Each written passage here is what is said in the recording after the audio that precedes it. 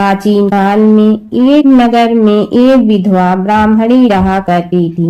पति की मृत्यु के बाद उसके पास लालन पालन करने का कोई साधन नहीं था, इसलिए वह भिक्षा मांगकर अपना जीवन व्यतीत कर रही थी। रोजाना की तरह एक दिन जब वह भिक्षा मांगकर वापस अपने घर की ओर लौट रही थी तो उसे रास्ते में दो बालक दिखे जो कि अकेले थे और अपना रास्ता भटक गए थे। ब्रह्माणी दोनों बालकों को अपने साथ घर ले आई और पालन पोषण करने लगी। जब वे दोनों बालक बड़े हो गए तो ब्रह्माणी उन्हें लेकर ऋषि शांडिल्य के आश्रम गई। वहां जाकर ब्रह्माणी ने ऋषि शांडिल्य से अनुरोध किया कि वह अपने तपोबल से बालकों के बारे में पता लगाए और ऋषि ने ब्रह्माणी का स्वच्छ मन देखकर उसकी बात मान ली। ऋषि ने अपने तपोबल से पता लगाया और बताया कि यह कोई साधारण बालक नहीं है, बल्कि ये दोनों बालक विदर्भ राज के राजकुमार हैं। गंधर्व नरेश के आक्रमण से इनके पिता का राजपाट छीन गया है। यह सुनकर ब्रह्माणी ने ऋषि से कहा कि कोई ऐसा उपाय बताएं जिससे बालकों को अपना राजपाट व घर परिवार वापस मिल जाए। ऋषि शांडिल्य ने ब्रह्माणी और राजकुमारों को प्रदोष व्रत की महिमा बताई और यह व्रत रखने की सलाह दी। ब्रह्माणी और दोनों राजकुमारों ने विधि विधान से प्रदोष व्रत करने लगे। एक दिन बड़े राजकुमार की मुलाकात अंशुमति से हुई और दोनों एक दूसरे से प्रेम करने लगे। इसके बाद ब्रह्माणी ने अंशुमति के पिता से विवाह की बात की तो वह मान गए और दोनों का विवाह हो गया। अंशुमति भी एक राजा की पुत्री थी और उसके पिता के सहयोग से दोनों राजकुमार ने गंधर्व पर हमला किया और उनकी जीत हुई, जिसके बाद दोनों राजकुमारों को अपना सिंहासन वापस मिल गया और गरीब ब्राह्मण को भी एक खास स्थान दिया गया, जिससे उनके सारे दुख खत्म हो गए। राजपाट वापस मिलने का कारण प्रदोष व्रत था, जिसे उन्हें संपत्ति मिली और जीवन में खुशहाली आई। प्रदोष व्रत कथा। प्रदोष व्रत की कथा समुद्र मंथन से जुड़ी हुई है। जैसे कि हम सभी जानते हैं, इसी समुद्र मंथन के कारण भगवान शिव को हलाहल विष पीना पड़ा था।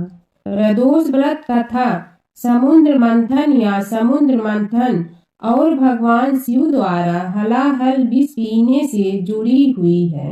अमृत या जीवन का अमृत पाने के लिए देवताओं और असुरों ने भगवान विष्णु की सलाह पर समुद्र मंथन शुरू किया। समुद्र मंथन से भयानक हलाहल विष उत्पन्न हुआ जो ब्रह्मांड को निगलने की क्षमता रखता था। भगवान शिव देवताओं और राक्षसों के बचाव में आए और उन्होंने हलाहल विष पी लिया। पौराणिक कथाओं के अनुसार देवता और असुर दोनों ही अमृत की खोज में भगवान विष्णु के पास पहुँचे। भगवान विष्णु के सलाह पर समुद्र मंथन किया गया। इस समुद्र मंथन में कीमती रत्न, आभूषण इत्यादि देवताओं और असुरों के द्वारा प्राप्त किया गया। साथ ही अमृत और हलाहल विष प्राप्त हुए। यह हलाहल विष इतना ज्यादा जहरीला और खतरनाक था कि यह पूरे ब्रह्मांड को नष्ट कर सकता था। इसलिए ब्रह्मांड की रक्षा हेतु भगवान शिव ने इस हलाहल विष को अपने कंठ में धारण कर लिया।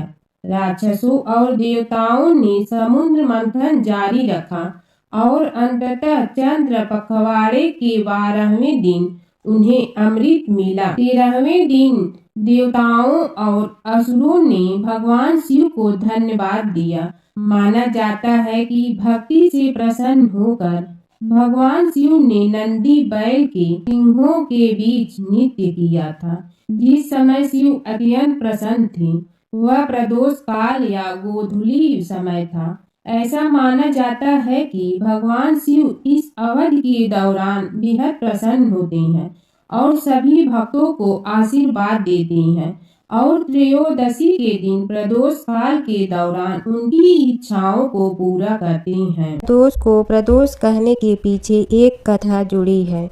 संक्षेप में यह कि चंद्र को क्षय रोग था, जिसके चलते उन्हें मृत्यु तुल्य कष्टों को झेलना पड़ा। भगवान शिव ने उस दोष का निवारण कर उन्हें त्रयोदशी के दिन पुनः जीवन प्रदान किया था। अतः इसीलिए इस दिन को प्रदोष कहा जाने लगा। हालांकि प्रत्येक प्रदोष की व्रत कथा अलग अलग है। स्कंद पुराण में प्रदोष व्रत के महात्म्य का वर्णन मिलता है। इस व्रत को करने से सभी तरह की मनोकामना पूर्ण होती है। इसमें एक विधवा ब्राह्मणी और सांडिल्य ऋषि की कथा के माध्यम से इस व्रत की महिमा का वर्णन मिलेगा। पद्म पुराण की एक कथा के अनुसार चंद्रदेव जब अपनी 27 पत्नियों में से सिर्फ एक रोहिणी से ही सबसे ज़्यादा प्यार करते थे और बाकी 26 को उपेक्षित रखते थे, जिसके चलते उन्हें श्राप दे दिया था, जिसके चलते उन्हें कुष्ठ रोग हो गया था। ऐसे में अन्य देवताओं की सलाह पर उन्होंने शिव जी की आराधना की और जहाँ आराधना की वहीं एक शिवलिंग स्थापित किया। शिव जी ने प्रसन्न होकर उन्हें न केवल दर्शन दिए बल्कि उनका कुष्ठ रोग भी ठीक कर दिया। चंद्रदेव का एक नाम सोम भी है। उन्होंने भगवान शिव को ही अपना नाथ स्वामी मानकर वहाँ तपस्या करने लगा। इस स्थान का नाम सोमनाथ हो गया। शनिवार व्रत कथा। एक समय स्वर्ग लोक में सबसे बड़ा कौन के प्रश्न पर 9 ग्रहों में वाद विवाद हो गया। विवाद इतना बढ़ा कि परस्पर भयंकर युद्ध की स्थिति बन गई। निर्णय के लिए सभी देवता देवराज इंद्र के पास पहुँचे और बोले, हे देवराज, आपको निर्णय करना होगा कि हमें से सबसे बड़ा कौन है। देवताओं का प्रश्न सुनकर देवराज इंद्र उलझन में पड़ गए। इंद्र बोले, मैं इस प्रश्न का उत्तर देने में असमर्थ हूँ। हम सभी पृथ्वी लोक में उज्जैनी नगरी में राजा विक्रमादित्य के पास चलते हैं। देवराज इंद्र सहित सभी ग्रह देवता उज्जैनी नगरी पहुँचे। महल में पहुंचकर जब देवताओं ने उनसे अपना प्रश्न पूछा तो राजा विक्रमादित्य भी कुछ देर के लिए परेशान हो उठे, क्योंकि सभी देवता अपनी अपनी शक्तियों के कारण महान थे। किसी को भी छोटा या बड़ा कह देने से उनके क्रोध के प्रकोप से भयंकर हानि पहुंच सकती थी। अचानक राजा विक्रमादित्य को एक उपाय सूझा और उन्होंने विभिन्न धातुओं स्वर्ण, रजत, चांदी, कांसा, ताम्र, तांबा, सीसा, रांगा, जस्ता, अभ्रक व लोहे के 9 आसन बनवाए। धातुओं के गुणों के अनुसार सभी आसनों को एक दूसरे के पीछे रखवाकर उन्होंने देवताओं को अपने अपने सिंहासन पर बैठने को कहा। देवताओं के बैठने के बाद राजा विक्रमादित्य ने कहा, आपका निर्णय तो स्वयं हो गया। जो सबसे पहले सिंहासन पर विराजमान है वही सबसे बड़ा है। राजा विक्रमादित्य के निर्णय को सुनकर शनि देवता ने सबसे पीछे आसन पर बैठने के कारण अपने को छोटा जानकर क्रोधित होकर कहा, राजा विक्रमादित्य, तुमने मुझे सबसे पीछे बैठाकर मेरा अपमान किया है। तुम मेरी शक्तियों से परिचित नहीं हो। मैं तुम्हारा सर्वनाश कर दूंगा।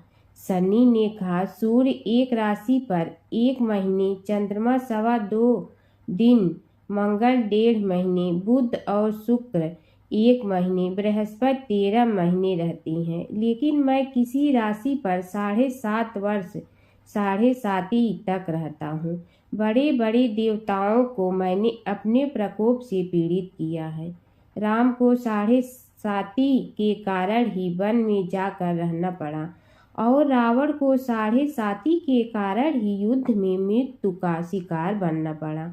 राजा, अब तू भी मेरे प्रकोप से नहीं बच सकेगा। इसके बाद अन्य ग्रहों के देवता तो प्रसन्नता के साथ चले गए, परंतु शनि देव बड़े क्रोध के साथ वहां से विदा हुए।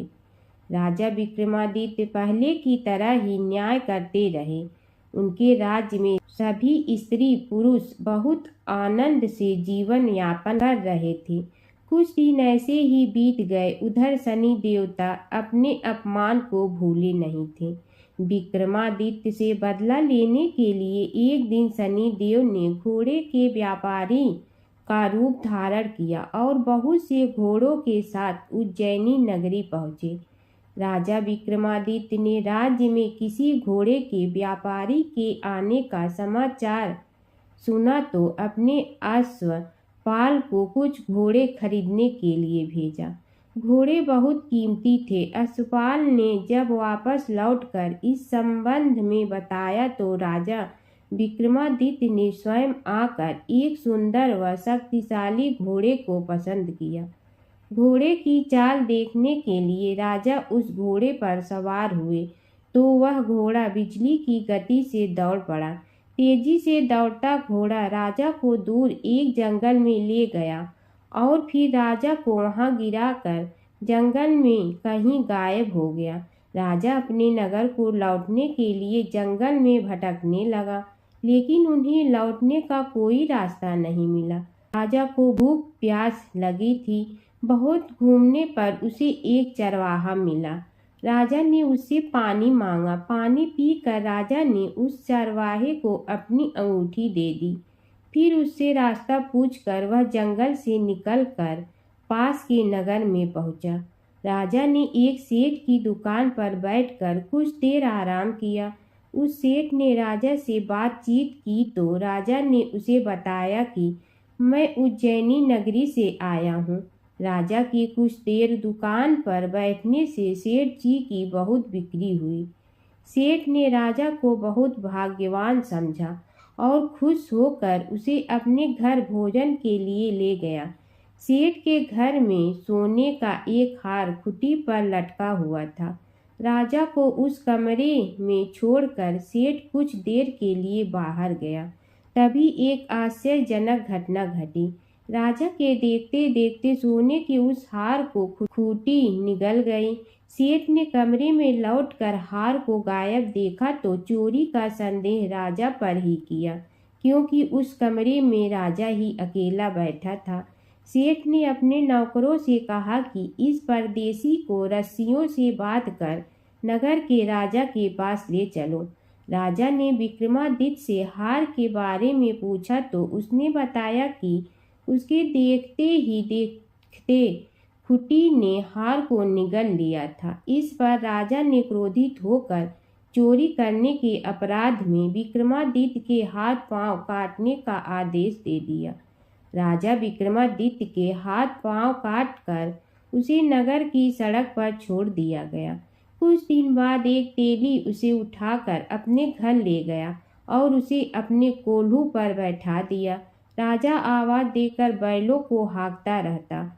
इस तरह तेली का बैल चलता रहा और राजा को भोजन मिलता रहा। शनि के प्रकोप की 7.5 पूरी होने पर वर्षा ऋतु प्रारंभ हुई। राजा विक्रमादित्य एक रात मेघ मल्हार गा रहा था कि तभी नगर के राजा की लड़की राजकुमारी मोहिनी रथ पर सवार उस तेली के घर के पास से गुजरी। उसने मेघ मल्हार सुना तो उसे बहुत अच्छा लगा और दासी को भेजकर गाने वाले को बुला लाने को कहा। दासी ने लौटकर राजकुमारी को अपंग राजा के बारे में सब कुछ बता दिया।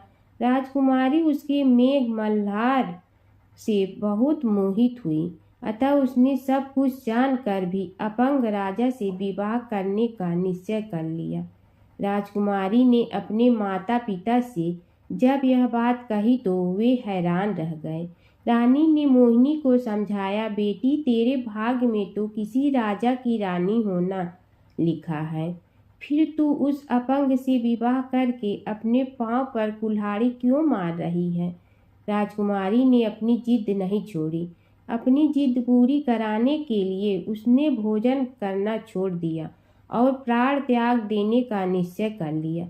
आखिर राजा रानी को विवश होकर अपंग विक्रमादित्य से राजकुमारी का विवाह करना पड़ा। विवाह के बाद राजा विक्रमादित्य और राजकुमारी तेली के घर में रहने लगे।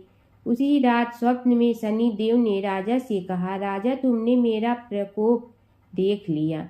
मैंने तुम्हें अपने अपमान का दंड दिया है। राजा ने शनिदेव से क्षमा करने को कहा और प्रार्थना की, हे शनिदेव, आपने जितना दुख मुझे दिया है अन्य किसी को न देना। शनिदेव ने कुछ सोचकर कहा, राजा, मैं तुम्हारी प्रार्थना स्वीकार करता हूँ। जो कोई स्त्री पुरुष मेरी पूजा करेगा, शनिवार को व्रत करके मेरी व्रत कथा सुनेगा, उस पर मेरी अनुकंपा बनी रहेगी। प्रातःकाल राजा विक्रमादित्य की नींद खुली तो अपने हाथ पांव देखकर राजा को बहुत खुशी हुई। उसने मन ही मन शनिदेव को प्रणाम किया। राजकुमारी भी राजा के हाथ पांव सही सलामत देखकर आश्चर्य में डूब गई। तब राजा विक्रमादित्य ने अपना परिचय देते हुए शनिदेव के प्रकोप की सारी कहानी सुनाई। सेठ को जब इस बात का पता चला तो दौड़ता हुआ तेली के घर पहुंचा और राजा के चरणों में गिरकर क्षमा मांगने लगा। राजा ने उसे क्षमा कर दिया, क्योंकि यह सब तो शनिदेव के प्रकोप के कारण हुआ था। सेठ राजा को अपने घर ले गया और उसे भोजन कराया। भोजन करते समय वहां एक आश्चर्यजनक घटना घटी।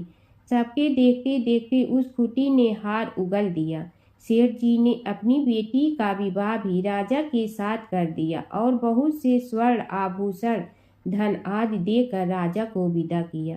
राजा विक्रमादित्य राजकुमारी मोहिनी और सेठ की बेटी के साथ उज्जैनी पहुंचे तो नगरवासियों ने हर्ष से उनका स्वागत किया।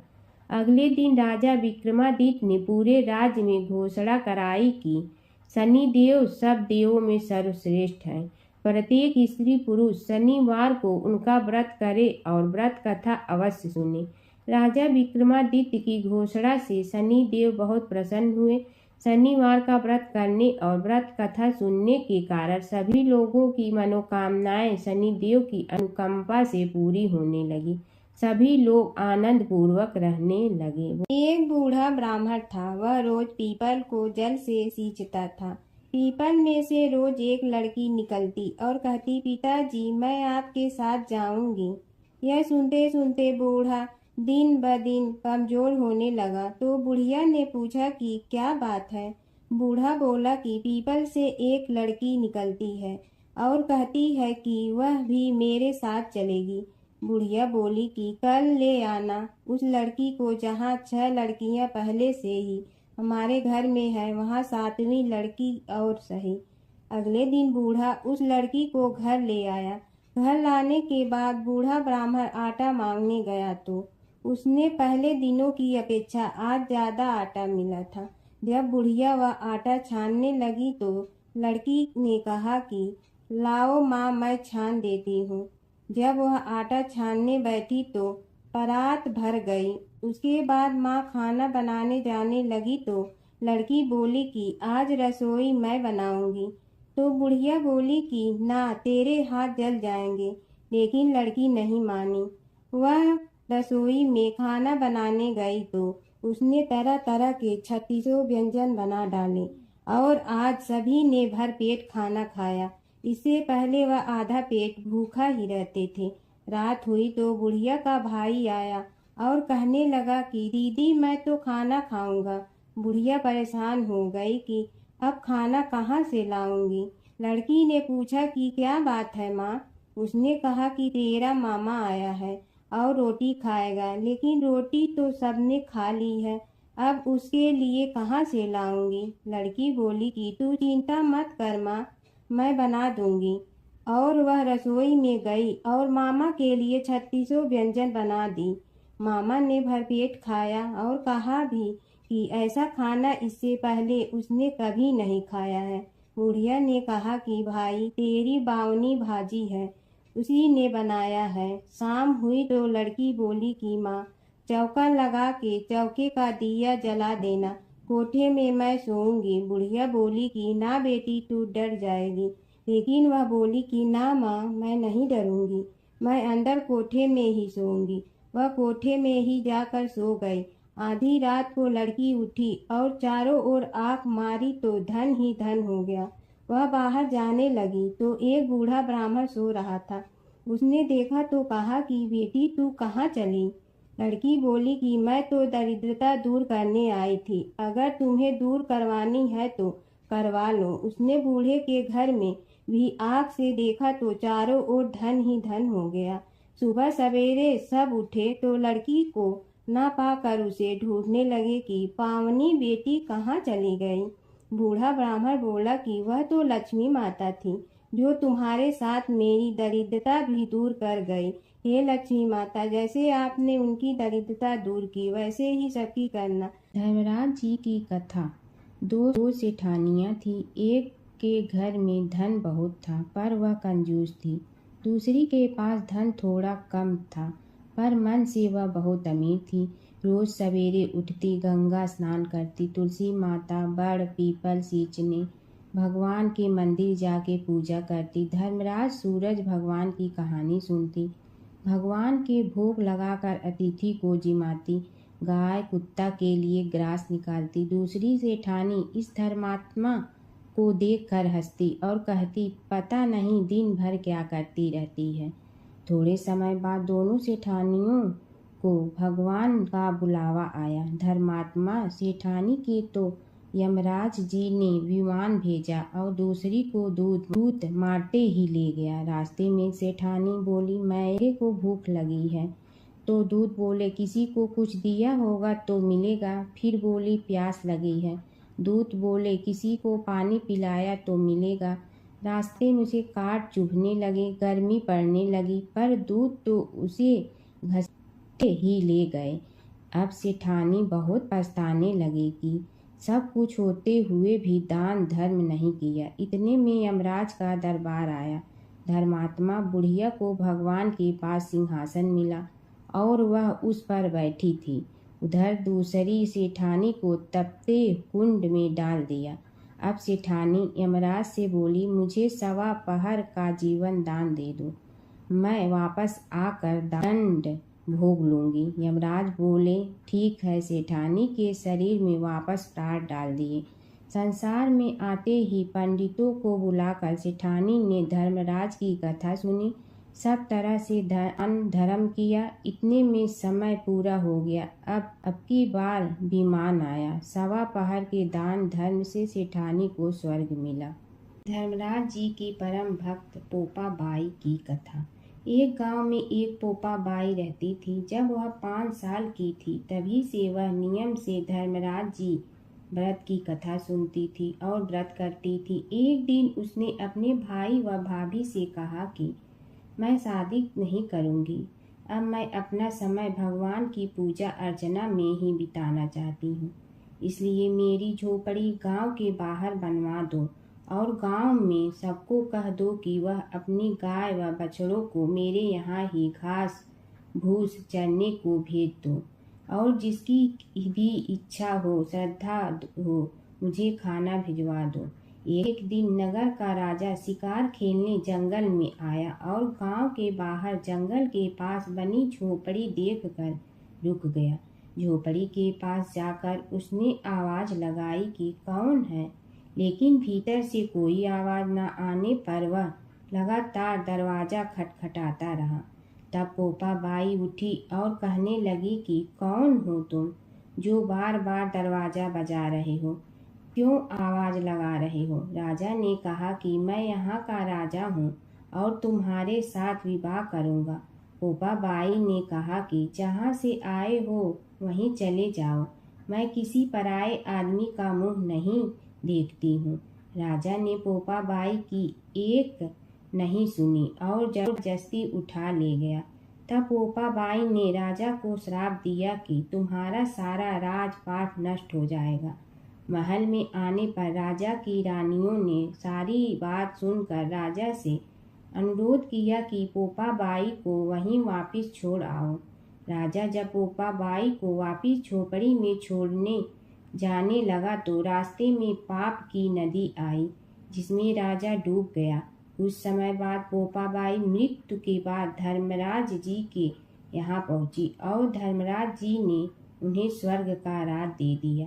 एक बार एक सेठ व सेठानी मृत्यु लोक से स्वर्ग लोक आए तो उसके द्वार बंद देखकर वह धर्मराज जी से द्वार खोलने का आग्रह करते हैं। धर्मराज जी कहते हैं, इस द्वार पर पोपा बाई का राज है। इस पर सेठ सेठानी कहते हैं कि हम पोपा बाई को नहीं जानते हैं। धर्मराज जी उन दोनों की बात सुनकर कहते हैं कि तुम दोनों 7 दिन तक मृत्युलोक में रहो।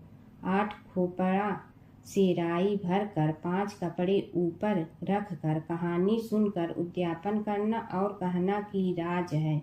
पोपा बाई लेखा लेगी राई राई का। सारे बोलो पोपा बाई की जय। जय जय श्री शनि देव भगतन हितकारी, सूरज के पुत्र प्रभु छाया महतारी। जय जय श्री शनि देव भगतन हितकारी, सूरज के पुत्र प्रभु छाया महतारी। जय जय श्री शनि देव भगतन हितकारी, सूरज के पुत्र प्रभु छाया महतारी। श्याम अंग वक्र दृष्टि चतुर्भुज धारी, श्याम अंग वक्र दृष्टि चतुर्भुज धारी। नीलांबर धर नाथ सिंह की असवारी। जय जय श्री शनि देव भगतन हितकारी, सूरज के पुत्र प्रभु छाया महतारी। क्रीट मुकुट शीस रजित दीपक है ललारी, क्रीट मुकुट शीस रजित दीपक है ललार।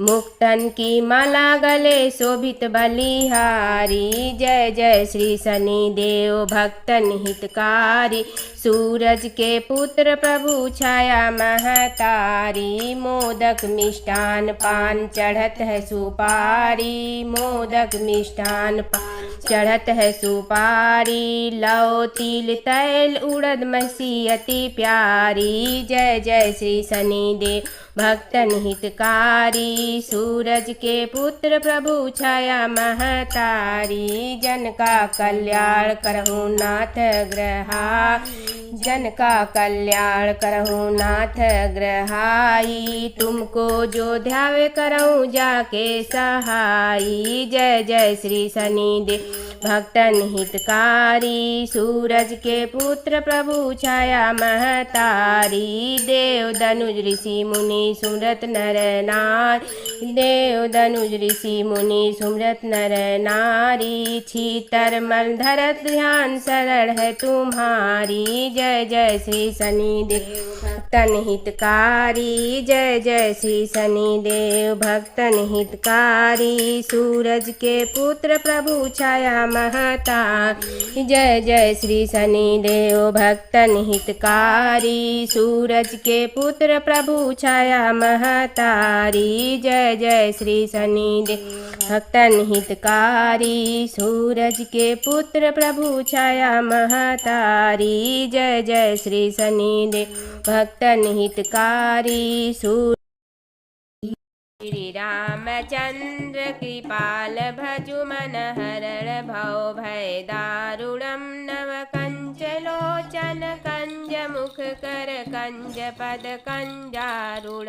श्री रामचंद्र कृपाल भजु मन हरण भव भय दारुणम। नव कंज लोचन कंज मुख कर कंज पद कंजारूढ़। श्री रामचंद्र कृपाल भज मन हरण भव भय दारुण। श्री राम कंदर्पय गणित अमित छवि नव नील नीरद सुंदरम। कंदर्पय गणित अमित छवि नव नील नीरद सुंदर। पट पीत मानहु तड़ित रुचि सुचि नौमि जनक सुतावरम। श्री रामचंद्र कृपाल भज मन हरण भव भय दारुण।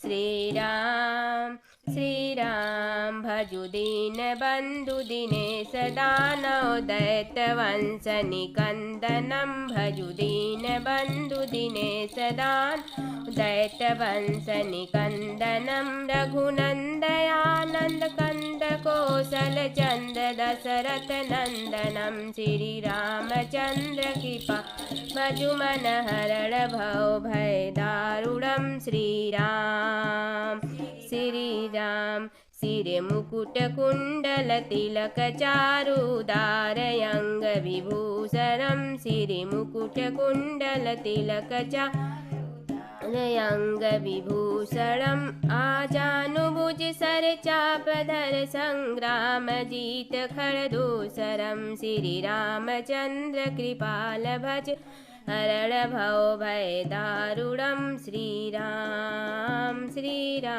इति वदति तुलसीदास शंकर शेष मुनि मनरंजनम् इति वदति तुलसीदास शंकर शेष मुनि मनरंजनम् मम हृदय कंच निवास कुरु कामादि खल दल जनम श्री रामचंद्र कृपाल भजु मन हरण भव दारुणम श्रीराम मन जाहि राचहु मिलहि सो बरु सहज सुंदर सांवरो मन जाहि राचहु मिलहि सो सहज सुंदर सांवरो करुणा निधान सुजान शील स्नेह जानत रावणो श्री रामचंद्र कृपा भजु मन हरण भव भय दारुणम श्रीराम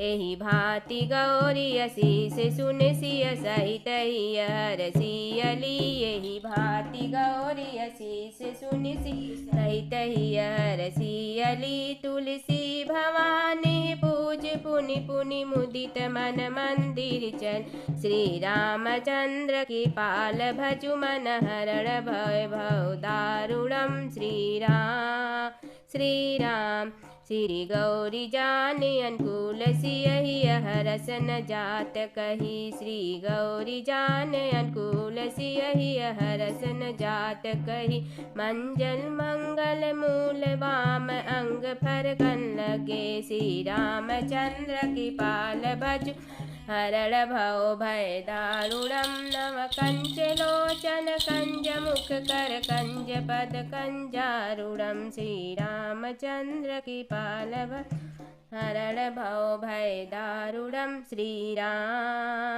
श्रीराम बोलो श्री भगवान। एक बार अपने पुत्र के खातिर भगवान शिव और श्री कृष्ण के बीच छिड़ गया था प्रलयंकारी युद्ध। भगवान शिव जहाँ प्रलय के देवता हैं वहीं श्री कृष्ण पालन करता। दोनों के कारण ही यह जगत सुचारू रूप से चल रहा है और दोनों महाशक्तिशाली हैं। लेकिन कभी आपने सोचा है कि अगर कभी दोनों में युद्ध हुआ तो उसका इस संसार पर क्या असर पड़ेगा और दोनों में से विजयी कौन होगा? चलिए जानते हैं एक पौराणिक कथा जहां इन दोनों के भयंकर युद्ध का वर्णन मिलता है। पौराणिक कथा के अनुसार एक बार राजा बलि के सबसे बड़े पुत्र बाणासुर ने शिवपुत्र कार्तिकेय की सुंदरता से मोहित होकर भगवान शिव का पुत्र बनने की इच्छा जताई। उसने भगवान शिव की कठोर तपस्या की, जिसके बाद शिव जी ने उसे अपने पुत्र के रूप में स्वीकार कर लिया। एक समय ऐसा आया जब बाणासुर की पुत्री उषा को श्री कृष्ण के पुत्र अनिरुद्ध से प्रेम हो गया। उषा की मायावी मित्र अप्सरा चित्रलेखा ने अनिरुद्ध और उषा का गंधर्व विवाह करा दिया। जब बाणासुर को यह बात पता चली तो उसने अनिरुद्ध का अपहरण कर उसे अपना बंदी बना लिया। फिर क्या था, श्री कृष्ण ने अपनी पूरी सेना के साथ बाणासुर की नगरी पर धावा बोल दिया। श्री कृष्ण और बाणासुर का युद्ध। बाणासुर श्री कृष्ण की नारायणी सेना से अकेले नहीं लड़ सकता था, इसलिए उसने भगवान शिव से मदद मांगी। अब युद्ध में श्री कृष्ण की नारायणी सेना के विरुद्ध बाणासुर की सेना के साथ भगवान शिव और कुमार कार्तिकेय भी लड़ रहे थे। युद्ध इतना भयानक था कि एक पल को लगा कि भगवान शंकर ने अग्निशस्त्र से गरुड़ पर सवार श्री कृष्ण, बलराम और प्रद्युम्न मारे गए, लेकिन उसी समय श्री कृष्ण ने वरुणास्त्र का प्रयोग कर महादेव के अग्नेस्त्र को शांत कर दिया। फिर शिव जी के अस्त्रों के जवाब में श्री कृष्ण ने वैष्णवास्त्र का प्रयोग किया, जिससे संपूर्ण जगत अंधकार में डूब गया। गुस्से में भगवान शंकर ने 4 पंखा वाला बाण अपने हाथ में ले लिया, तो श्री कृष्ण ने जीभरास्त्र उठाया। इस तरह यह युद्ध समय के साथ विकराल हो गया और इस युद्ध से समस्त सृष्टि में हाहाकार मच गया। तब ब्रह्मा जी को युद्ध रोकने आना पड़ा। उन्होंने दोनों को सारी स्थिति स्पष्ट की कि किस प्रकार उनके युद्ध से संसार का विनाश हो रहा है। उनके समझाने के बाद महादेव युद्ध में पीछे हट गए, लेकिन कार्तिकेय और बाणासुर भगवान श्री कृष्ण से युद्ध करते रहे। जब श्री कृष्ण ने बाणासुर को परास्त किया, अंत में भगवान श्री कृष्ण ने युद्ध में बाणासुर को पराजित करने के लिए अपना सुदर्शन चक्र प्रयोग किया और उसकी मदद से बाणासुर के सहस्त्र भुजाओं को काट डाला। जैसे ही श्री कृष्ण अपने चक्र से उसका वध करने लगे, कार्तिकेय के साथ महादेव वहां फिर से पहुंच गए, लेकिन इस बार उन्होंने युद्ध करने के बजाय श्री कृष्ण से बाणासुर को माफ करने का अनुरोध किया। भगवान शिव ने श्री कृष्ण से कहा कि मैंने इसे अभय दान दिया है, इसलिए अगर आप इसका वध कर देंगे तो मेरा वचन झूठा पड़ जाएगा। शिव जी के ऐसा कहने पर श्री कृष्ण ने बाणासुर को क्षमा कर दिया और अनिरुद्ध, उषा सहित अपनी पूरी सेना लेकर वहां से चल दिए। बाणासुर को आज भी अजर अमर माना जाता है और बाद में भगवान शिव के उसे अपने गढ़ों में शामिल कर लिया है। माता सीता की कथा। यह कहानी सीता माता कहती थी और श्री राम इसे सुना करते थे। एक दिन श्री राम भगवान को किसी काम के लिए बाहर जाना पड़ा, तो सीता माता कहने लगी कि भगवान, मेरा तो 12 वर्ष का नित्य नियम है। अब आप बाहर जाएंगे तो मैं अपनी कहानी किसे सुनाऊंगी। श्री राम ने कहा कि तुम कुएं की पाल पर जाकर बैठ जाना और वहां जो औरतें पानी भरने आएंगी उन्हें अपनी कहानी सुना देना। सीता माता कुएं की पाल पर जाकर बैठ जाती हैं। एक स्त्री आई, उसने रेशम की जड़ी की साड़ी पहन रखी थी और सोने का घड़ा ले रखा था। सीता माता उसे देख कहती हैं कि बहन, मेरा 12 वर्ष का नित्य नेम सुन लो। पर वह स्त्री बोली कि मैं तुम्हारा नित्य नेम सुनूंगी तो मुझे घर जाने में देरी हो जाएगी और मेरी सास मुझसे लड़ेंगी। उसने कहानी नहीं सुनी और चली गई। उसकी रेशम जड़ी की साड़ी फट गई, सोने का घड़ा मिट्टी के घड़े में बदल गया। सास ने देखा तो पूछा कि ये किसका दोष अपने सिर लेकर आ गई है। बहू ने कहा कि कुएं पर एक औरत बैठी थी, उसने कहानी सुनने के लिए कहा, लेकिन मैंने सुनी नहीं, जिसका यह फल मिला है। बहू की बात सुनकर अगले दिन वही साड़ी और घड़ा लेकर सास कुएं की पाल पर गई। सास को वहीं माता सीता बैठी मिली, तो माता सीता ने कहा कि बहन, मेरी कहानी सुन लीजिए। सास बोली कि एक बार छोड़, मैं तो 4 बार कहानी सुन लूंगी। राम आए, लक्ष्मण आए, देश के पुजारी आए, नित नेम का नेम लाए, आओ राम बैठो राम। तपी रसोई जियो राम, माखन मिश्री खाओ राम। दूध बतासा पियो राम, सूत के पल का मोठो राम। साल दुसाला पोठो राम, साल दुसाला ओढ़ो राम। जब बोलो जब राम ही राम, राम संवारे सबके काम। खाली घर भंडार भरेंगे, सबका बेड़ा पार करेंगे। श्री राम जय जय राम। सास बोली कि बहन कहानी तो बहुत अच्छी लगी। कहानी सुनकर सास घर चली गई और उसकी साड़ी फिर से रेशम जरी की बन गई। मिट्टी का घड़ा फिर सोने के घड़े में बदल गया। बहू कहने लगी, सासू माँ आपने ये सब कैसे किया? सास ने कहा कि बहू तू दोष लगा के आई थी और मैं अब दोष उतार कर आ रही हूँ। बहू ने फिर पूछा कि वह कुएं वाली स्त्री कौन है? सास बोली कि वे सीता माता थी। वे पुराने से नया कर देती हैं, खाली घर में भंडार भर देती हैं। वह लक्ष्मी जी का वास घर में कर देती हैं। आदमी की जो भी इच्छा हो उसे पूरा कर देती हैं। बहू बोली कि ऐसी कहानी मुझे भी सुना दो। सास बोली कि ठीक है, तुम भी सुनो। और सास ने कहानी शुरू की। राम आए लक्ष्मण आए, देश के पुजारी आए, नित नेम का नेम लाए, आओ राम बैठो राम, तपी रसोई जियो राम, माखन मिश्री खाओ राम, दूध बतासा पियो राम, सूत के पलका मोठो राम, साल दुसाला पोठो राम, साल दुसाला ओढ़ो राम, जब बोलो जब राम ही राम, राम संवारे सबके काम, खाली घर भंडार भरेंगे, सबका बेड़ा पार करें, श्री राम जय जय राम। कहानी सुनकर बहू बोली कि कहानी तो बहुत अच्छी है। सास ने कहा कि ठीक है, इस कहानी को रोज कहा करेंगे।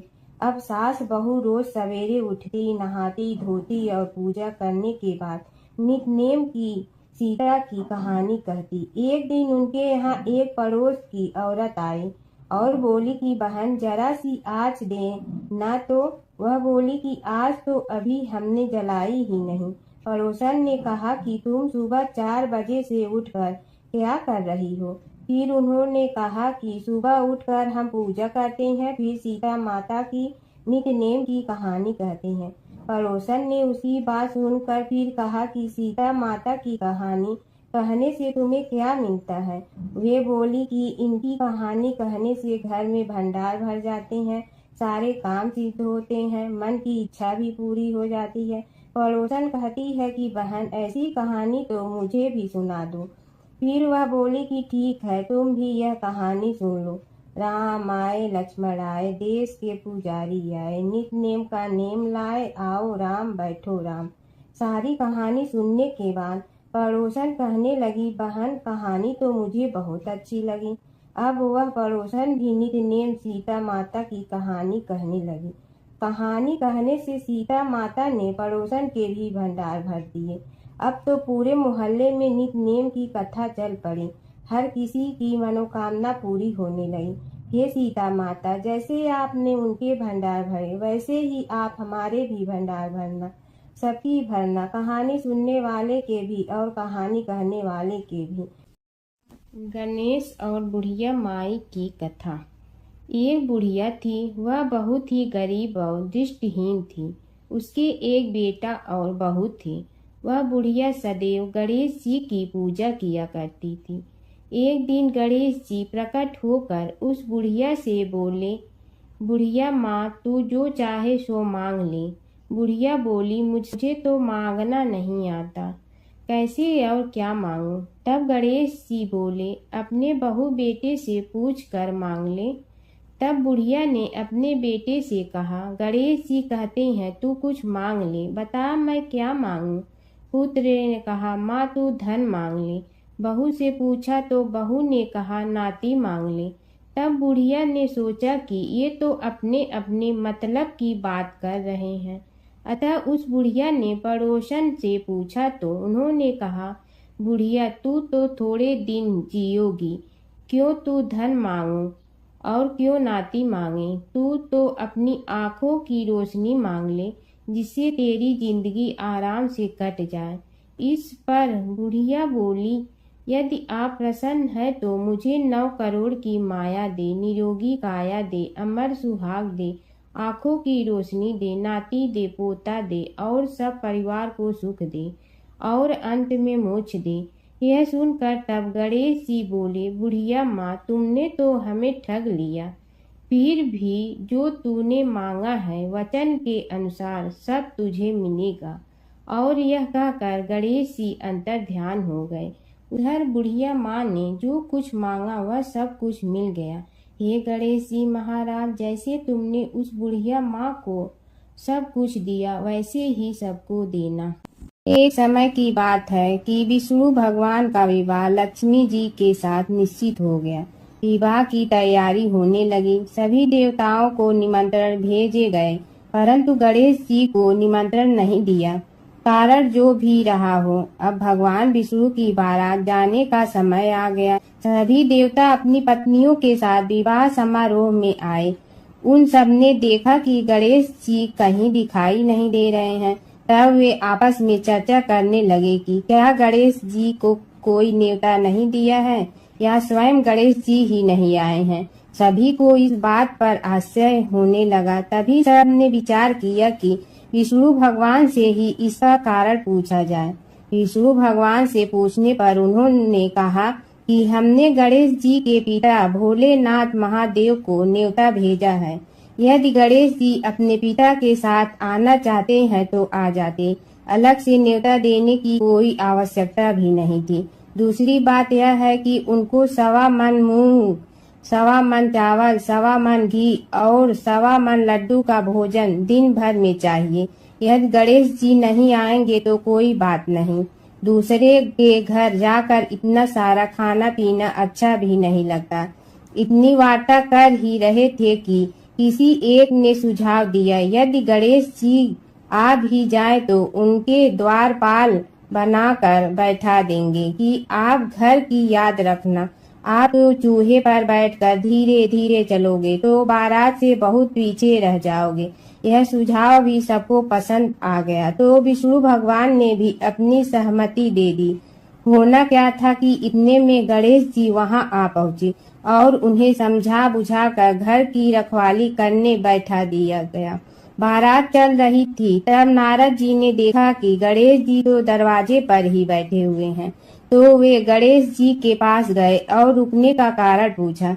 गणेश जी कहने लगे कि विष्णु भगवान ने मेरा बहुत अपमान किया है। नारद जी ने कहने लगे कि अपनी मूसक देना को आगे भेज दे तो वह रास्ता खोद देगी, जिससे उनके वाहन धरती में धंस जाएंगे। तब आपको सम्मान पूर्वक बुलाना पड़ेगा। अब तो गणेश जी ने अपनी मूसक सेना जल्दी से आगे भेज दी और सेना ने जमीन पोली कर दी। जब बारात वहां से निकली तो रथों के पहिए धरती में धंस गए। लाख कोशिश करे परंतु पहिए नहीं निकले। सभी ने अपने अपने उपाय किए परंतु पहिए तो नहीं निकले, बल्कि जगह जगह से टूट गए। किसी की समझ में नहीं आ रहा था कि अब क्या किया जाए। तब तो नारद जी ने कहा, आप लोगों ने गणेश जी का अपमान करके अच्छा नहीं किया। यदि उन्हें मना कर लाया जाए तो आपका कार्य सिद्ध हो सकता है और यह संकट टल सकता है। शंकर भगवान ने अपने दूत नंदी को भेजा और वे गणेश जी को लेकर आए। गणेश जी का आदर सम्मान के साथ पूजन किया। तब कहीं रथ के पहिए निकले। अब रथ के पहिए निकल के परंतु टूट गए तो उन्हें सुधारे गए। पास के खेत में खाती काम कर रहा था, उसे बुलाया गया। खाती अपना कार्य करने के पहले श्री गणेशाय नमः कहकर गणेश जी की वंदना मन ही मन करने लगा। देखते ही देखते खाती ने सभी पहियों को ठीक कर दिया। तब खाती कहने लगा कि हे देवताओं, आपने सर्वप्रथम गणेश जी को नहीं मनाया होगा और न ही उनकी पूजन की होगी, इसीलिए तो आपके साथ यह संकट आया है। हम तो मूर्ख अज्ञानी हैं, फिर भी पहले गणेश जी को पूजते हैं, उनका ध्यान करते हैं। आप लोग तो देवतागण हैं, फिर भी आप गणेश जी को कैसे भूल गए। अब आप लोग भगवान श्री गणेश जी की जय बोल कर जाएं तो आपके सब काम बन जाएंगे और संकट कट जाएंगे। ऐसा कहते हुए बारात वहां से चल दी और विष्णु भगवान को लक्ष्मी जी के साथ विवाह संपन्न करा के सभी सकुशल घर लौट आए। हे गणेश जी महाराज, आपने विष्णु को जैसे कारज सारियो ऐसे कारज सबको सिद्ध कर जो। बोलो गजानन भगवान की जय। प्राचीन काल की बात है। नैमिषारण्य क्षेत्र में ऋषि, महर्षि और साधु संतों का समाज जुड़ा था। उसमें श्री सूत जी भी विद्यमान थे। शौनक जी ने उनकी सेवा में उपस्थित होकर निवेदन किया कि हे अज्ञान रूप घोर तिमिर को नष्ट करने में करोड़ों सूर्यों के समान प्रकाशमान श्री सूत जी हमारे कानों के लिए अमृत के समान जीवन प्रदान करने वाले कथा तत्व का वर्णन कीजिए। हे सूत जी, हमारे हृदयों में ज्ञान के प्रकाश की वृद्धि तथा भक्ति, वैराग्य और विवेक की उत्पत्ति जिस कथा से हो सकती हो वह हमारे प्रति कहने की कृपा कीजिए। शौनक जी की जिज्ञासा से सूत जी बड़े प्रसन्न हुए। पुरातन इतिहासों के स्मरण से उनका शरीर पुलकायमान हो रहा था। वे कुछ देर उसी स्थिति में विराजमान रहकर कुछ विचार करते रहे और अंत में बोले, शौनक जी, इस विषय में आपके चित्त में बड़ी जिज्ञासा है। आप धन्य हैं जो सदैव ज्ञान की प्राप्ति में तत्पर रहते हुए विभिन्न पुराण कथाओं की जिज्ञासा रखते हैं। आज मैं आपको ज्ञान के परम स्रोत रूप श्री गणेश जी का जन्म कर्म रूप चरित्र सुनाऊंगा। गणेश जी से ही सभी ज्ञानों सभी विद्याओं का उद्भव हुआ है। अब आप सावधान चित्त से विराजमान हो। श्री गणेश जी के ध्यान और नमस्कार पूर्वक उनका चरित्र श्रवण करें। नमस्तस्मै गणेशाय ब्रह्मा विद्या प्रदायिनी यनागस्त्यसमः साक्षात विघ्न सागर सोसड़े। कैसे हैं वे श्री गणेश जो सभी प्रकार की ब्रह्म विद्याओं को प्रदान करने वाले अर्थात ब्रह्मा के सगुण और निर्गुण स्वरूप पर प्रकाश डालने और जीव ब्रह्मा का अभेद प्रतिपादन करने वाली विद्याओं के दाता हैं। वे विघ्नों के समुद्रों को महर्षि अगस्त्य के समान शोषण करने में समर्थ हैं। इसलिए उनका नाम विघ्न सागर शोषक के नाम से प्रसिद्ध है। मैं उन भगवान श्री गणेश जी को नमस्कार करता हूँ। प्रथम पूजा के अधिकारी श्री गणेश जी यह कहकर सूत जी कुछ समय के लिए मौन हो गए और फिर बोले, शौनक जी, भगवान गणेश जी ही सर्वप्रथम पूजा प्राप्ति के अधिकारी हैं। किसी भी देवता की पूजा करो, पहले उनकी पूजा करो। शौनक जी ने निवेदन किया, हे भगवान, हे सूत, सर्वप्रथम यह बताने की कृपा कीजिए कि गणेश जी को प्रथम पूजा का अधिकार किस प्रकार प्राप्त हुआ। इस विषय में मेरी बुद्धि मोह को प्राप्त हो रही है कि सृष्टि रचयिता ब्रह्मा जी, पालन करता भगवान नारायण और संहार करता शिव जी में से किसी को प्रथम पूजा का अधिकारी क्यों नहीं माना गया। यह त्रिदेव ही तो सबसे बड़ा देवता माने जाते हैं। सूत जी ने कहा, शौनक जी, यह भी एक रहस्य ही है। देखो, अधिकार मांगने से नहीं मिलता, इसके लिए योग्यता होनी चाहिए। संसार में अनेकों देवी देवताएं पूजे जाते हैं। पहले जो जिसका इष्ट देव होता है वह उसी की पूजा किया करता है। इससे बड़े देवताओं के महत्व में कमी आने की आशंका उत्पन्न हो गई। इस कारण देवताओं में परस्पर विवाद होने लगा। वे उसका निर्णय प्राप्त करने के लिए शिव जी के पास पहुँचे और प्रणाम करके पूछने लगे, प्रभु, हम सब में प्रथम पूजा का अधिकारी कौन है। शिव जी सोचने लगे कि किसे प्रथम पूजा का अधिकारी माने। तभी उन्हें एक युक्ति सूझी। बोले, देवगण, इसका निपटारा बातों से नहीं तथ्यों से होगा। इसके लिए एक प्रतियोगिता रखनी होगी, शिव की परिक्रमा करने की प्रतियोगिता। देवगण उनका मुख देखने लगे, शंकित हृदय से सोचने लगे कि कैसी प्रतियोगिता रहेगी। यह शिव जी ने उनके मन के भाव ताड़ लिए, इसलिए सांत्वना भरे शब्दों में बोले, घबराओ मत, कोई कठिन परीक्षा नहीं ली जाएगी। बस इतना ही कि सभी अपने अपने वाहनों पर चढ़कर संसार की परिक्रमा करो और फिर यहाँ लौट आओ।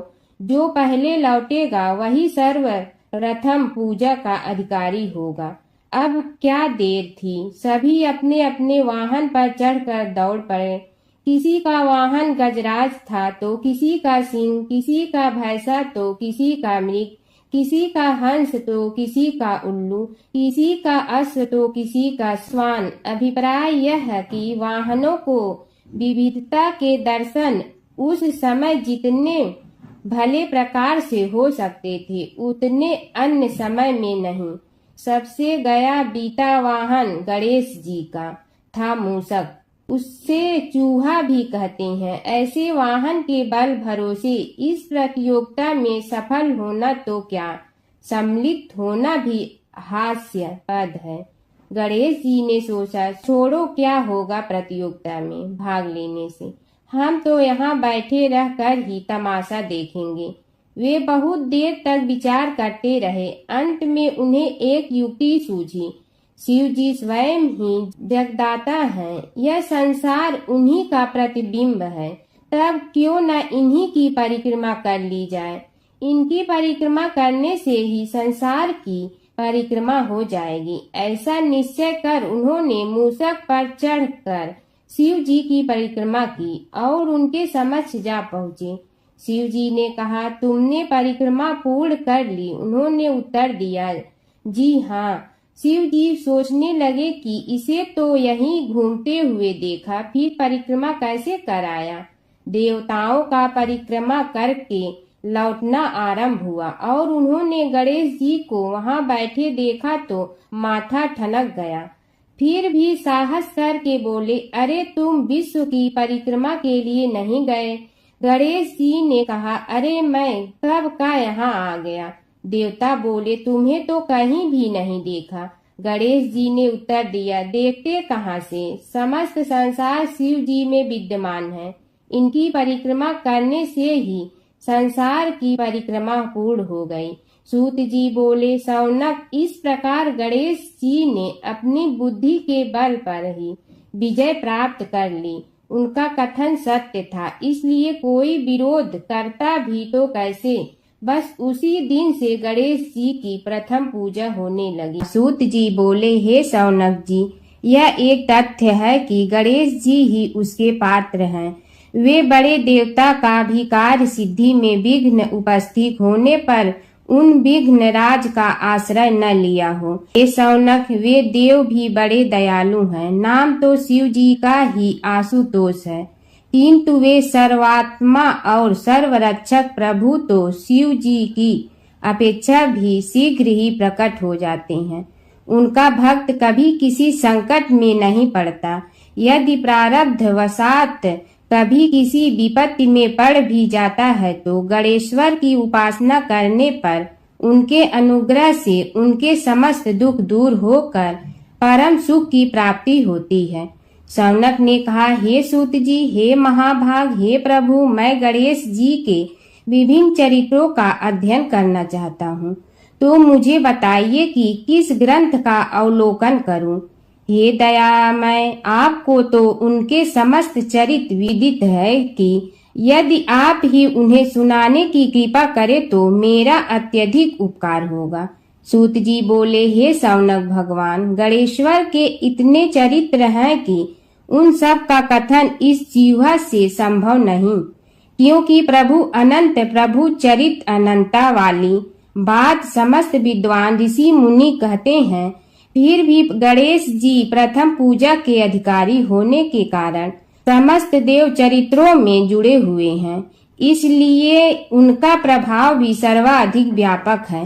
हे मुने, हे शौनक, वे भगवान सर्व समर्थ हैं। वे सभी का तिरस्कार करने में समर्थ हैं, किंतु उनका तिरस्कार कोई भी नहीं कर सकता। यह त्रिलोक्य उन्हीं भगवान के संकेत पर नित्य करता है। इसकी समस्त क्रियाएं उन्हीं की इच्छा पर आश्रित हैं। हे शौनक भगवान गणेश्वर स्वयं कहते हैं, शिवे विष्णु च शक्तौ च सूर्ये मयि निराधिप यो भेद बुद्धि योग स सम्य योगो मतो मम। हे नरेश्वर, हे वरेण्य, शिव, विष्णु, शक्ति, सूर्य और मुझ गणेश में जो अभेद बुद्धि योग है, मेरे मत में वही सम्यक योग है। इससे यह भी सिद्ध है कि समस्त देवता उन्हीं के स्वरूप हैं। वे ही भगवान विभिन्न कार्य रूपों के अनुसार अपना भिन्न भिन्न नाम रखते हैं। हे मुनि श्रेष्ठ, उन सब देवताओं के चरित्र भी उन्हीं गणराज के चरित्र हैं। यद्यपि सब चरित्र एक ही ग्रंथ में मिलने में संभव नहीं है, फिर भी गणेश्वर के अनेकों प्रमुख चरित्रों का वर्णन गणेश पुराण में हुआ है। राजा सोमकांत का वृतांत कथन।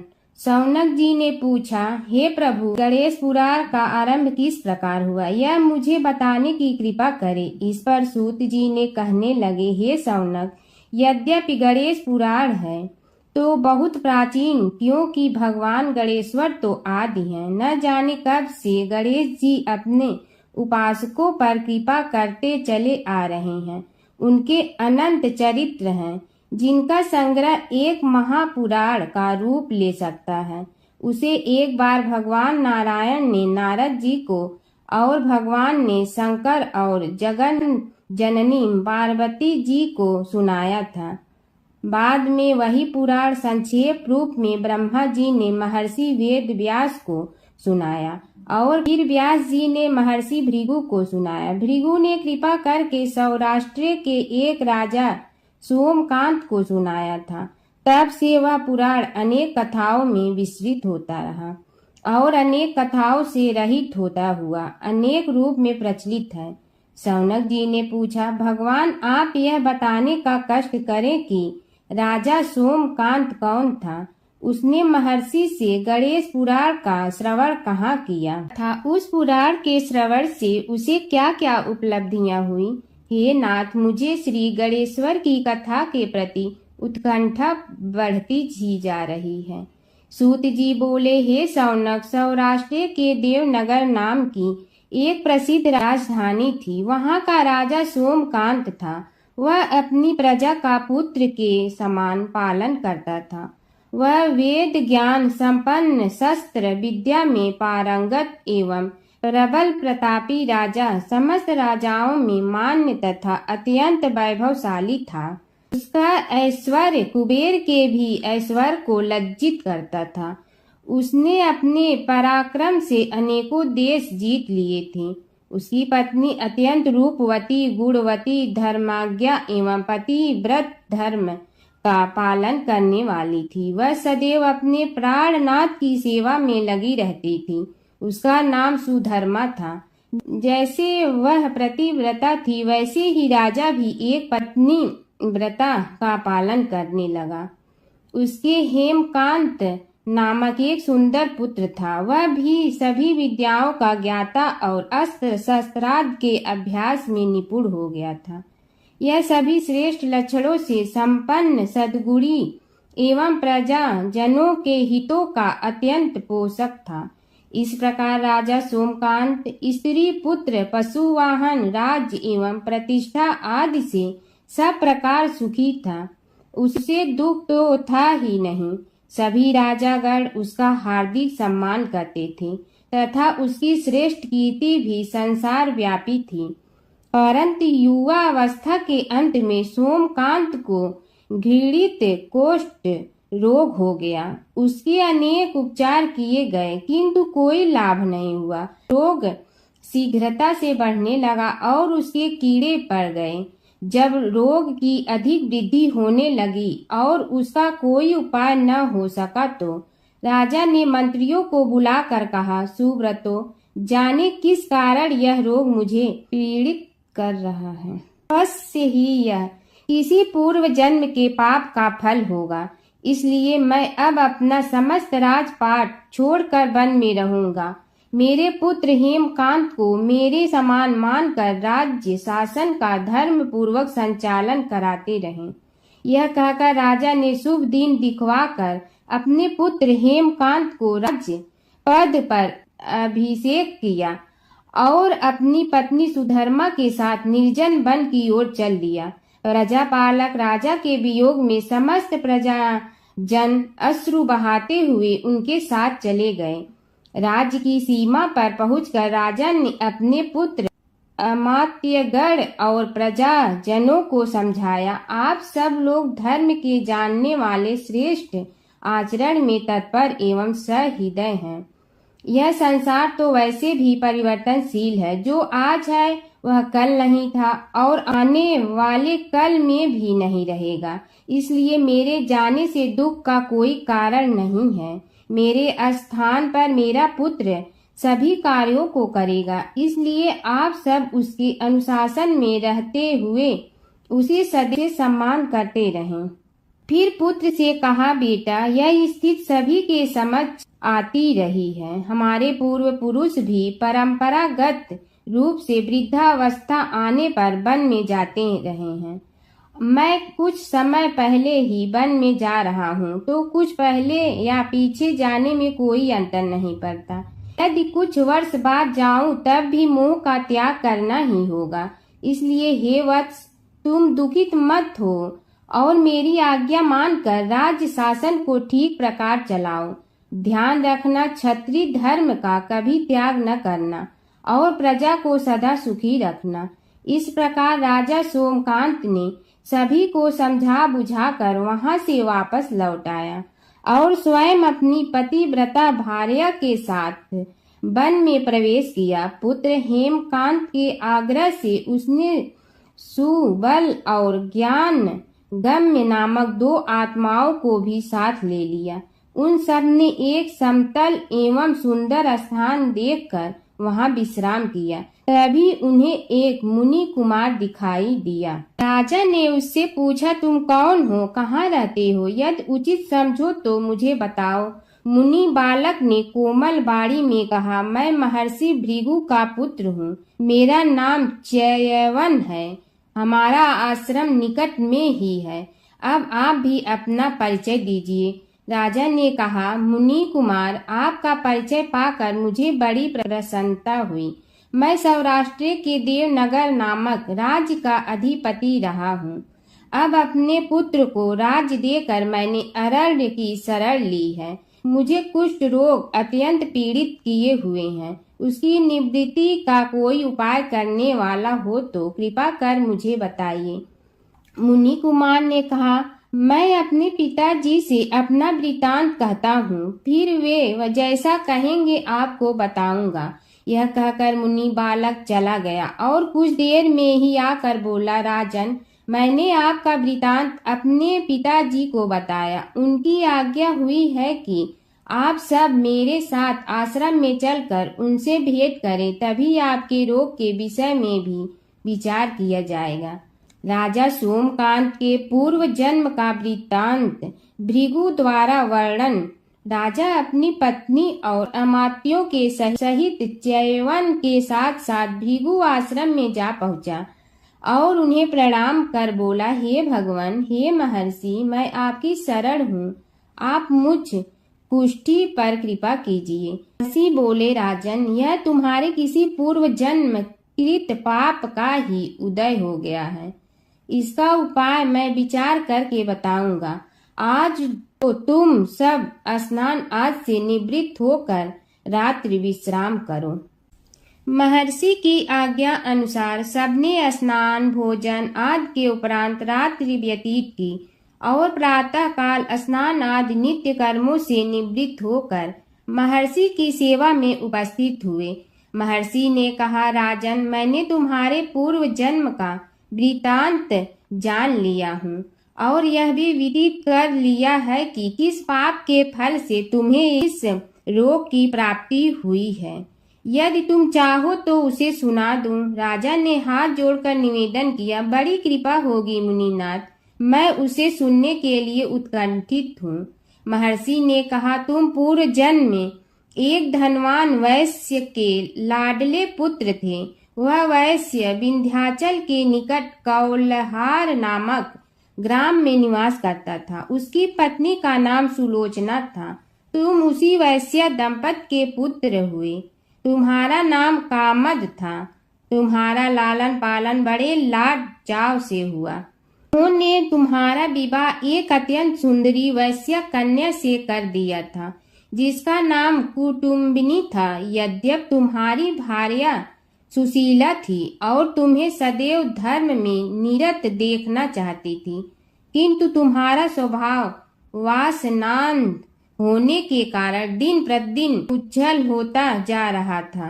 किंतु माता पिता भी धार्मिक थे, इसलिए उनके सामने तुम्हारी उज्ज्वलता दबी रही, परंतु माता पिता की मृत्यु के बाद तुम निरंकुश हो गए और अपनी पत्नी की बात भी नहीं मानते थे।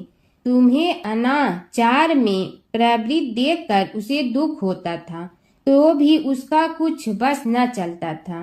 तुम्हारी उन्मत्तता चरम सीमा पर थी, अपनों से भी द्वेष और क्रूरता का व्यवहार किया करते थे, हत्या आदि कराते थे। तुम्हारे लिए सामान्य बात हो गई। पीड़ित व्यक्तियों ने तुम्हारे विरुद्ध राजा से पुकार की, अभियोग चला और तुम्हें राज्य की सीमा से भी बाहर चले जाने का आदेश हुआ। तब तुम घर छोड़कर किसी निर्जन वन में रहने लगे। उस समय तुम्हारा कार्य लोगों को लूटना और हत्या करना ही रह गया। एक दिन माध्याह्न काल था। गुणवर्धक नामक एक विद्वान ब्राह्मण उधर से निकला। बेचारा अपनी पत्नी को लिवाने के लिए ससुराल जा रहा था। तुमने उस ब्राह्मण युवक को पकड़कर लूट लिया। प्रतिरोध करने पर उसे मारने लगे तो वह चित्कार करने लगा, मुझे मत मार, मत मार, देख मेरा दूसरा विवाह हुआ है, मैं पत्नी को लेने के लिए जा रहा हूँ। किंतु तुम तो क्रोधवश में ऐसे लीन हो रहे थे कि तुमने उसकी बात सुनकर भी नहीं सुनी। जब उसे मारने लगे तो उसने श्राप दे दिया, अरे हत्यारे, मेरी हत्या के पाप से तो सहस्त्र कल्प तक घोर नरक भोगोगे। तुमने उसकी कोई चिंता न की और सिर काट लिया। राजन, तुमने ऐसी ऐसी एक नहीं बल्कि अनेक निरीह हत्याएं की थी, जिनकी गणना करना भी पाप है। इस प्रकार इस जन्म में तुमने घोर पाप कर्म किए थे, किंतु बुढ़ापा आने पर जब अशक्त हो गए तब तुम्हारे साथ जो क्रूर कर्मा थे वे भी किनारा कर गए। उन्होंने सोच लिया कि अब तो इसे खिलाना भी पड़ेगा, इसलिए मरने दो यहीं। अमोघ प्रभाव गणेश उपासना का कथन। राजन, अब तुम निरालंब थे, चल फिर तो सकते ही नहीं थे। भूख से पीड़ित रहने के कारण रोगों ने भी घेर लिया। उधर से जो कोई निकलता तुम्हें घृणा की दृष्टि से देखता हुआ चला जाता।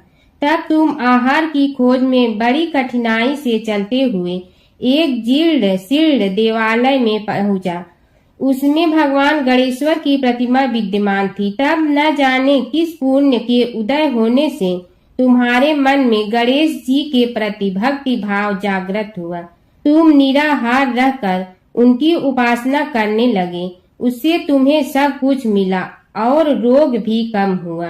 राजन, तुमने अपने साथियों की दृष्टि बचाकर बहुत सा धन एक स्थान पर गाड़ दिया था। अब तुमने उस धन को उसे देवालय के जीर्णोद्धार में लगाने का निश्चय किया। शिल्पी बुलाकर उस मंदिर को सुंदर और भव्य बनवा दिया। इस कारण कुख्याति सुख्याति में बदलने लगी। फिर यथा समय तुम्हारी मृत्यु हुई। यमदूतों ने पकड़कर तुम्हें यमराज के समक्ष उपस्थित किया। यमराज तुमसे बोले, जीव, तुमने पाप और पुण्य दोनों ही किए हैं और दोनों का ही भोग तुम्हें भोगना है, किंतु पहले पाप का फल भोगना चाहते हो पुण्य का। इसके उत्तर में तुमने प्रथम अपने पुण्य कर्मों के भोग की इच्छा प्रकट की और इसीलिए उन्होंने तुम्हें राजकुल में जन्म लेने के लिए भेज दिया।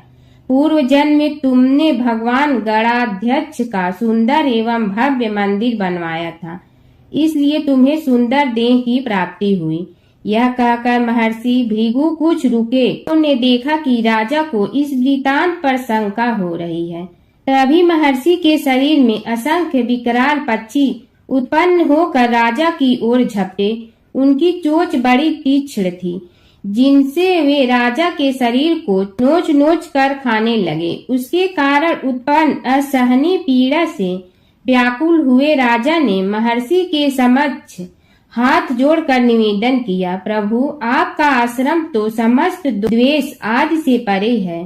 और यहाँ मैं आपकी शरण में बैठा हूँ, तब यह पक्षी मुझे आकर ही क्यों पीड़ित कर रहे हैं? हे मुनिनाथ, इनसे मेरी रक्षा कीजिए।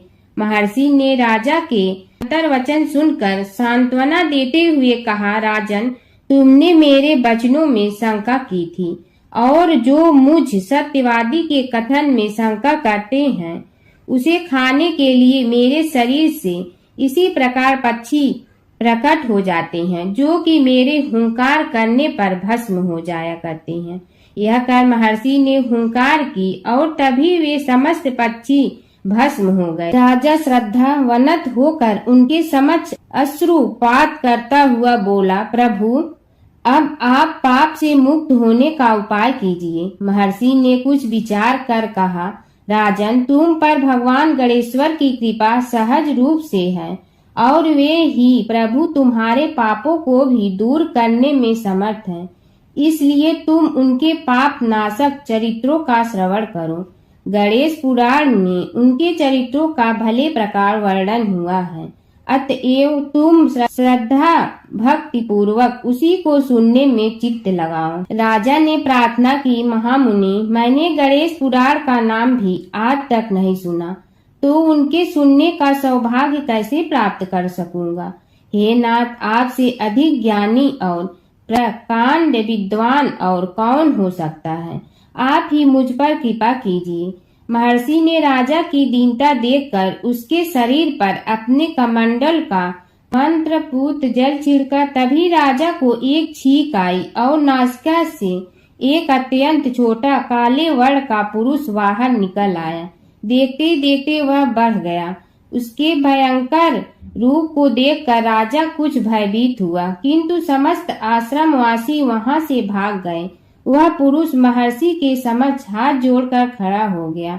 उन्हें उसकी ओर देखा और कुछ उच्च स्वर में बोले, तू कौन है?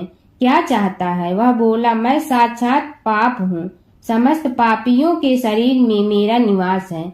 आपके मंत्रपूत जल के स्पर्श से मुझे विवश होकर राजा के शरीर से बाहर निकलना पड़ा है। अब मुझे बड़ी भूख लगी है, बताइए क्या खाऊं और कहाँ रहूं? महर्षि बोले, तू उस आम के अवकाश स्थान में निवास कर और उसी वृक्ष के पत्ते खाकर जीवन निर्वाह कर। यह सुनते ही वह पुरुष आम के वृक्ष के पास पहुंचा, किंतु उसके स्पर्श मात्र से वह वृक्ष जलकर भस्म हो गया। फिर जब पाप पुरुष को रहने के लिए कोई स्थान दिखाई न दिया तो वह भी अंतर्हित हो गया।